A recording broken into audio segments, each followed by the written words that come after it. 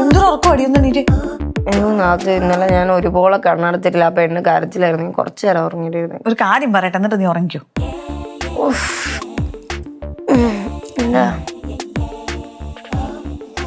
നീ സുമേഷോട്ട് വഴക്കാണോ? ഇത് പറയാൻ വേണ്ടിട്ടാണോ നാത്ത് എന്റെ ഈ ഉറക്കത്തിൽ നിന്ന് എഴുന്നേപ്പിച്ചത്? വഴക്കാണ്. അങ്ങനെ വഴക്കുണ്ടാക്കി ഇരിക്കില്ലേ?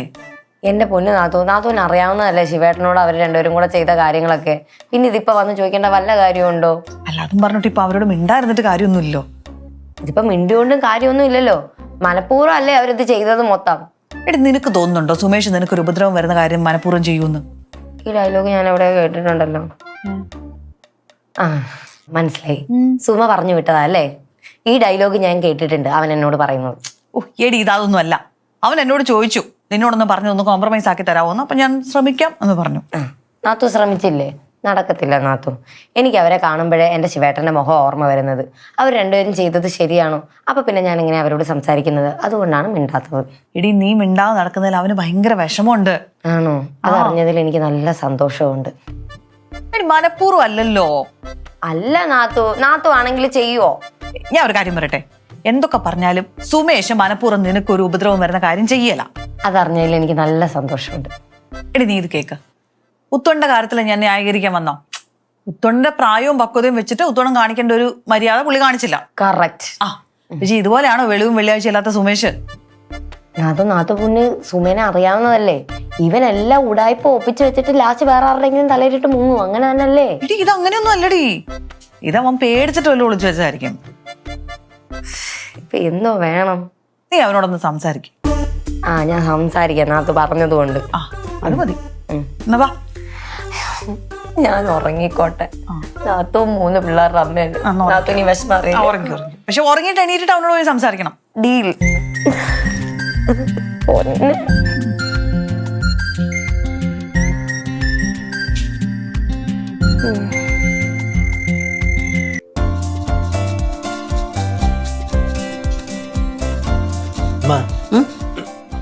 ടാബ്ലറ്റ് ഉണ്ടായിരുന്നു. ടാബ്ലറ്റോ? ഓ, റൂമിന്റെ അകത്ത് വെച്ചിരുന്നു. ഞാൻ കണ്ടില്ലല്ലോ. എന്ത് ടാബ്ലറ്റ് ആയിരുന്നു? ടാബ്ലറ്റ് അതിന്റെ അകത്ത് റൂമിന്റെ അകത്ത് വെച്ചിരുന്നു. അമ്മ അടിച്ചു വരാൻ കയറിയപ്പോഴത്തേക്കും കണ്ടായിരുന്നു. ചേടാ ഇത് കൊള്ളാലോ. ഇപ്പൊ എന്ത് കാണാതെ പോലെ നീ എന്നോടാണല്ലോ വന്ന് ചോദിക്കുന്നത്. ഞാൻ അടിച്ചു വരാൻ കയറിയപ്പോ ടാബ്ലറ്റ് ഒന്നും അവിടെ കണ്ടില്ല. കണ്ടില്ലായിരുന്ന? ഒന്നുകൂടെ ഒന്ന് ആലോചിച്ച് നോക്കണം. എടാ ഇല്ലടാ, ഞാൻ ശ്രദ്ധിച്ചു തന്നെ അടിച്ചു വാരിയേ. അവിടെ ഒന്നും ഇല്ലായിരുന്നു. എല്ലാം കൂടെ വാരി എവിടെ കൊണ്ട് കളഞ്ഞേ? അതാ തെങ്ങിന്റെ ചോട്ടിലോട്ട് കൊണ്ടിട്ടിട്ടുണ്ട്. അവിടെ കൊണ്ടിട്ടാ? ആ അയ്യോ. പിന്നെ ഞാൻ ഇവിടെ കൊണ്ടിടണം. നീ പോയി നോക്കിയാണെങ്കിൽ. അമ്മ എനിക്കൊരു ജ്യൂസ് തരുമോ? അമ്മായി നിനക്ക് ഹെൽപ്പ് ചെയ്യാനായിട്ട് ഒരാളെ ഏർപ്പാട് ചെയ്തിട്ടുണ്ടല്ലോ. അവരെടുത്ത് പോയി പറ, ഒരു ജ്യൂസ് ഉണ്ടായി തരും. എനിക്ക് ജ്യൂസ് വാങ്ങിക്കാൻ ആളുണ്ടായിരുന്നു അമ്മേ. ചിലരൊക്കെ ട്രാൻസ്ഫർ ആക്കി വിട്ടത് കൊണ്ട് എനിക്കിപ്പോ ജ്യൂസ് വാങ്ങിച്ചു തരാൻ ആളില്ല. എന്റെ പൊന്നു പിങ്കി, എന്തിനാടി നീ ഇവനോട് വഴക്കുണ്ടാക്കുന്നേ? ഞാൻ വഴക്കുണ്ടാക്കാനൊന്നും പോകുന്നില്ല. അമ്മ എനിക്കൊരു ജ്യൂസ് തന്നാ മതി. എനിക്ക് ആദ്യം ഈ പണി തീർക്കണം. ആ ദമയന്തിക്ക് ഭക്ഷണം കൊടുക്കാനുള്ളതാ. ദമയന്തി ആന്റി ഹോസ്പിറ്റലിൽ പോയി. ഹോസ്പിറ്റലിൽ പോയാ? അതെ, പുള്ളിക്കാരിയുടെ വയറിന് എന്തോ പ്രശ്നം പോലും. അതുകൊണ്ട് മോള് ഹോസ്പിറ്റലിൽ കൊണ്ടുപോയി. വയറിന് പ്രശ്നോ? അതിനവര് രാവിലെ തൊട്ട് വാ ഒഴിയാതെ കഴിച്ചോണ്ടിരിക്കുകയാണല്ലോ. രാവിലെ എഴുന്നേറ്റപ്പോ എന്നോട് ചായ വേണമെന്ന് പറഞ്ഞു. ഞാനത് കൊണ്ട് കൊടുത്തു. പിന്നെ കപ്പ വറുത്തത്, ദോശ, ജ്യൂസ് എന്തൊക്കെയായിരുന്നു അറിയോ?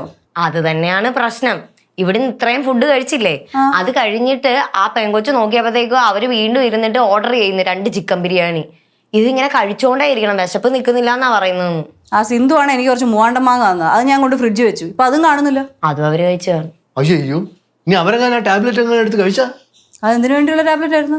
അത് പശുവിന് വിശപ്പ് കൂടാനുള്ള മരുന്നമ്മ. ഡോസ് കൂടിയതാണത്. എന്നിട്ട് അവരെ ഏത് ഹോസ്പിറ്റലിൽ കൊണ്ടുപോയത്? എനിക്കറിയത്തില്ല, വിളിച്ചു ചോദിക്കണം.